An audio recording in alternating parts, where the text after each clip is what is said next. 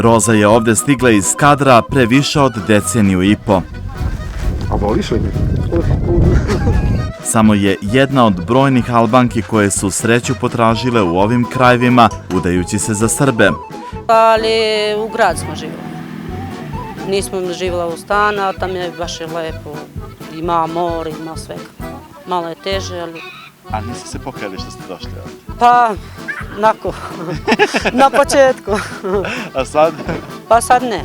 Kaže, u početku je sve bilo teško, a sada nema problema. Sve je bio teže, jezik.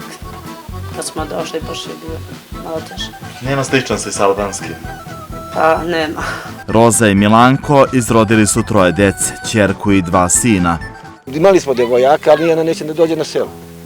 Sve su naše nešto drugo htjele.